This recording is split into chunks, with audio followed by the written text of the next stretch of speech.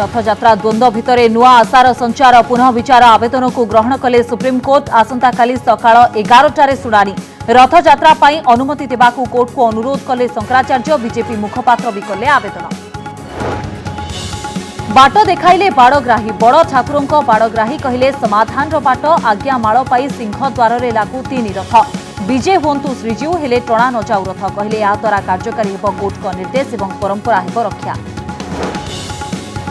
नियंत्रण रेखारे सेना को मिला स्वाधीनता। चीन उग्र पदक्षेप को बलपूर्वक मुकाबला सबुज संकेत। 3 बाहिनी मुख्यों सह प्रतिरक्षा मंत्री बैठक पर सूचना। कोरोना संक्रमण में ओडिशा रे रेकर्ड गोटे दिन में 304 आक्रांत। 15 ରୁ 40 भितर सर्वाधिक आक्रांत। गत 6 दिन में बढ़ी 1000 संक्रमण। 5000 टपिला मोट संक्रमितों संख्या। सुस्थ हो फेरिले 3500 अधिक। बजार को आसला ग्लेनमार्क कंपनीर कोरोना औषध। कंपनीर दाबी कम एवं मध्यम धरणर आक्रांत हो पारिबो उपकृत। गोटे बटिकार दाम 103 टंका। डाक्तर कहले औषध व्यवहार पाई मिली सारिछि आईसीएमआर अनुमति।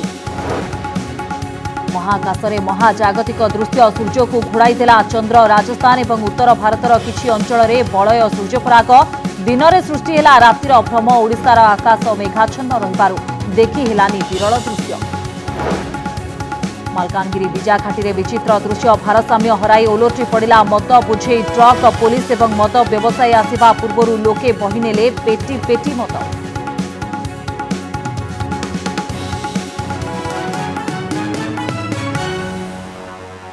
चलित वर्ष रथयात्रा हेब ना नाही। बड़ दांडरे रथ गड़ब ना नाही। सुप्रीम कोर्ट को राय आसिबा परे गत 4 दिन है 4.5 कोटी ओडिया और कोटी कोटी जगन्नाथ प्रेमी एही द्वंद्व रे अछंती। आउ एही द्वंद्व आसंता काली दूर हेब। रथयात्रा आयोजन ने होइथिबा रिव्यू पिटिशन रो आसंता काली सुनानी करिवे सुप्रीम कोर्ट। बड़ कथा हेउछि यार भितरे अनेक किछि बदली जाइछि। गजपति महाराज और शंकराचार्य निजर आभिमुख्य स्पष्ट करथिबा बेले सुप्रीम कोर्ट रे पहुंचिछि 20 ରୁ अधिक पुनः विचार मामला। आउ ए सबु भितरे समस्तंकर नजर सुप्रीम कोर्ट को उपरे।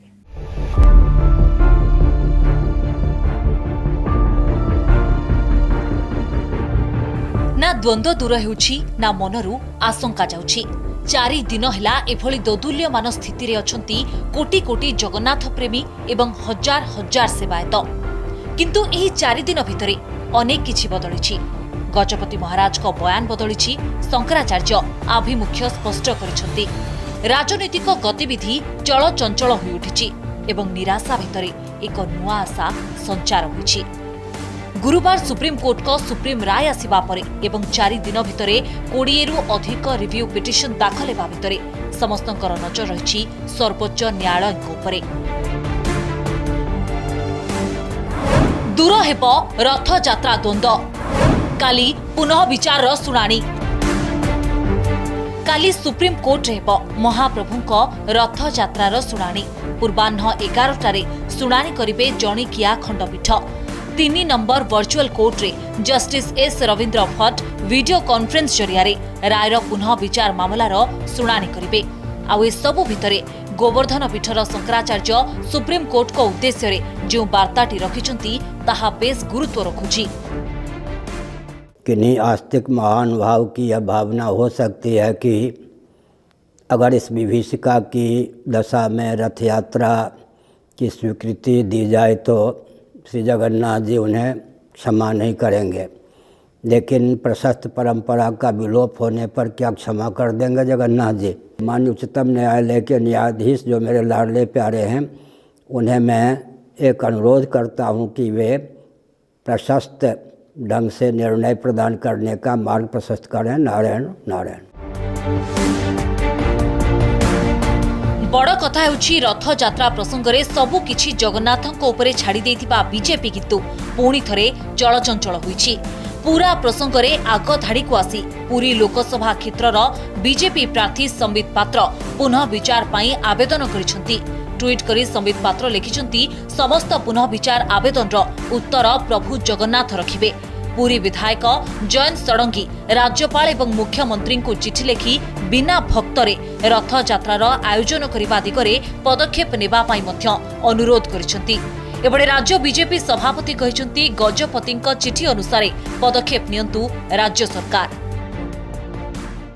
गजपति महाराज दिव्य सिंह देव गतकाली महाप्रभु जगन्नाथଙ୍କ रथयात्रा प्रसंग में राज्यर मुख्यमंत्री को एक विस्तृत पत्र देइछंती। गजपति महाराज राज्य सरकार को जो अनुरोध करछंती वो अपेक्षा रखिछंती राज्य सरकार यह रक्षा करंतु एवं यही अनुरोध अनुसार पदक्षेप नियंतु। सुप्रीमकोर्ट जो तो निष्पत्ति देला सपक्ष ठीक अच्छी ना यही रीति विधि केमती रक्षा कर से विषय अधिक मनोनिवेश करा जाऊ। आमर तो दुर्भाग्य केंद्र सरकार राज्य सरकार एक ही सब करूचंती। ए सबु भितरे 4.5 कोटी ओडिया एवं कोटी कोटी जगन्नाथ प्रेमीकर नजर सुप्रीम कोर्ट का पुनः विचार राय उपरे रहिछि। भुवनेश्वर भवानी प्रसाद दास एवं मौसुमी महांती सहित पुरी सीमांचल पाढ़ी रिपोर्ट कनक न्यूज।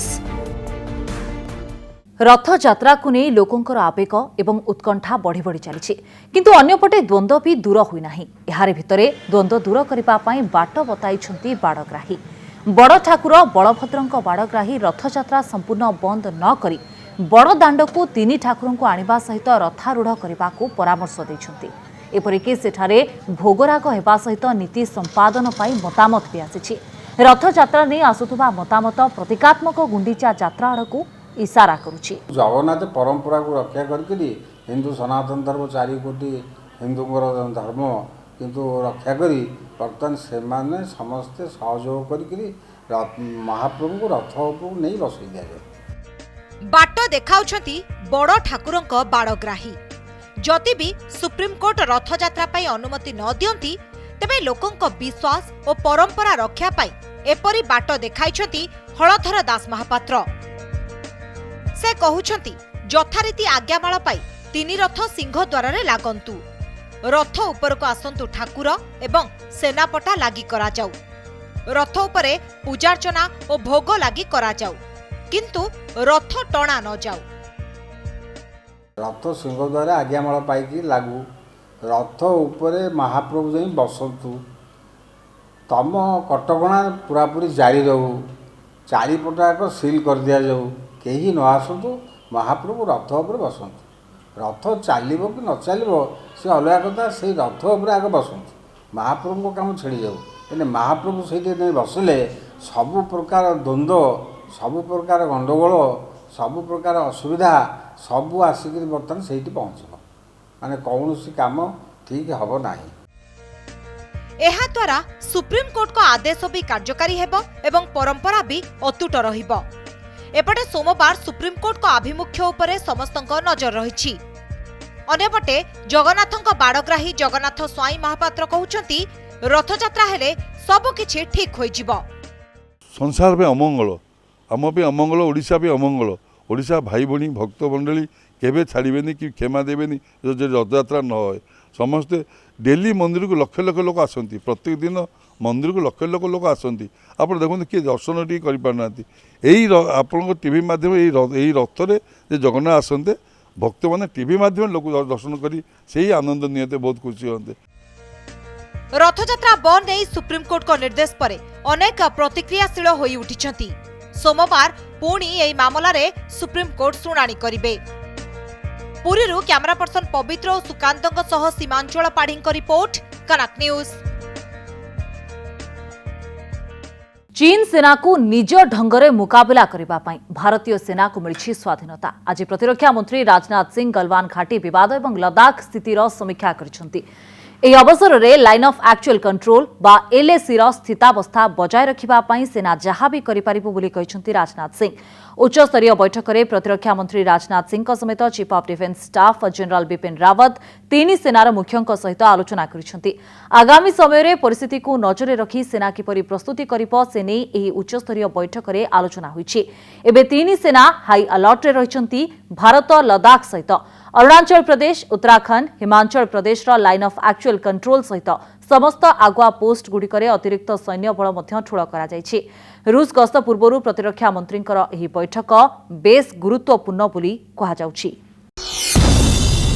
सीमारे उत्तेजना चरम सीमारे लड़ाई ପାଇଁ प्रस्तुत भारतीय सेना।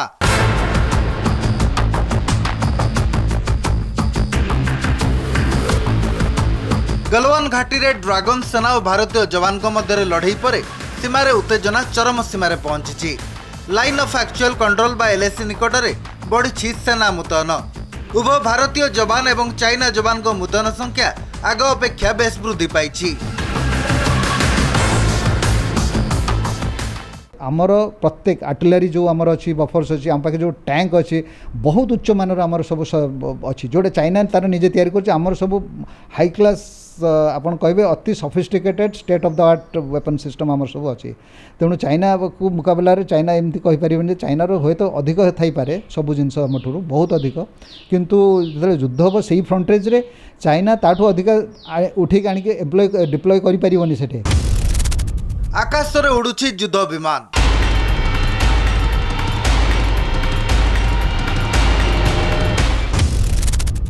उड़ान भरुछि सुखोई मिराज।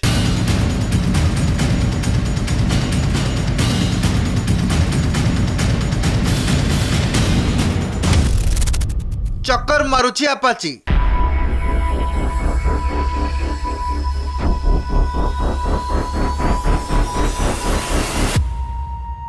परिस्थिति को दृष्टि रखी खाली सेना मुतयन होइनी आकाश रे पैंतरा मारिबा आरंभ कर दैछन्ती भारतीय युद्ध विमान।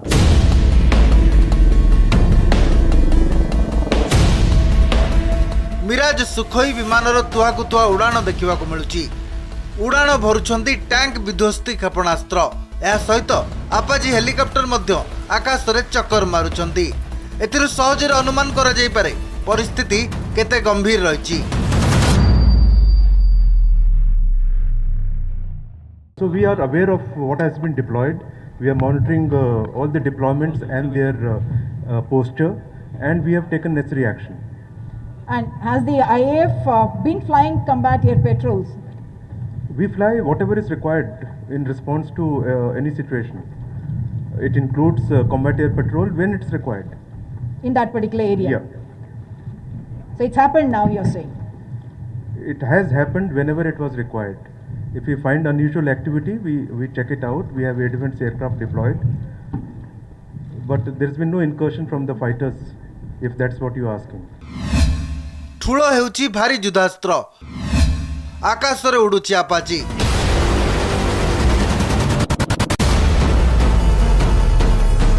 भारत युद्ध स्तर रे सेना मुतयन और भारी युद्धास्त्र ठुलो करिबा प्रक्रिया जारी रखिछि। एथिसह अधिक संख्यार युद्ध विमानर उपस्थित जोगु युद्ध आशंका घनैबारे लागिछि। लेह एयरबेस समुद्र पतन ठारू 10,600 फुट उच्चरे रहितबारु सेठारे आपाची हेलिकॉप्टर मुतयन करा जायछि। गलवान घाटी ठारू 50 किलोमीटर दूर रे आपाची हेलिकॉप्टर उड़ीबार दृश्य देखिबाकू मिलिछि। विश्वर सबुठारू घातक एवं आधुनिक हेलिकॉप्टर हेउछि आपाची, जहाँ भारत अमेरिका ठारू किनिछि। डिप्लॉय एंड एक्सरसाइज उससे इस बार ज़्यादा है, एंड जब ये एक्टिविटी एलएसी पे मे के बाद बढ़ी तो उसमें और चेंजेस आए, बढ़ाव आए, एंड वो सब हमने मॉनिटर किया है। तो उसी के अनुसार हमने अपने भी एक्शंस लिए हैं। बॉर्डर पेट्रोलिंग को कड़ाकड़ी करा जायछि। सैटेलाइट छवि माध्यम रे स्थिति उपरे 24 घंटा नजर रखा जायछि। चीन सेना पक्षरु कौनसी विपदर मुकाबला करबा पई तैयार रहिछि भारतीय सेना।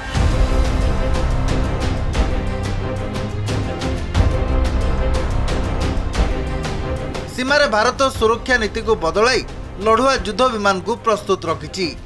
कौनसी परिस्थिति रे जदि युद्ध घोषणा हुए तेबे भारतीय सेना सबु प्रकार स्थितिर साहसर सह मुकाबला करबा पई निजको प्रस्तुत रखिछि। भुवनेश्वर देवाशीष आसमल का रिपोर्ट, कनक न्यूज।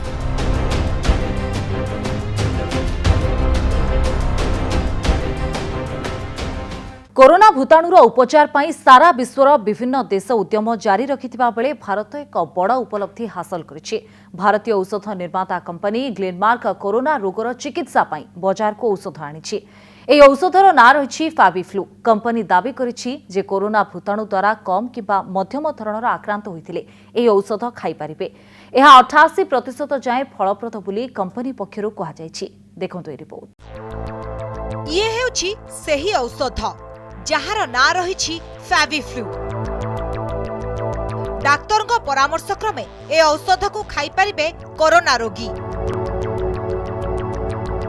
ଯେଉଁ ରୋଗୀ କରୋନା ଭୂତାଣୁ ଦ୍ୱାରା କମ୍ କିମ୍ବା ମଧ୍ୟମ ଧରଣର ଆକ୍ରାନ୍ତ ହୋଇଥିବେ ଏହି ଔଷଧ ଖାଇଲେ ଉପକୃତ ହୋଇପାରିବେ ବୋଲି ଭାରତୀୟ ଔଷଧ ନିର୍ମାତା କମ୍ପାନୀ ଗ୍ଲେନମାର୍କ ଦାବି କରିଛି।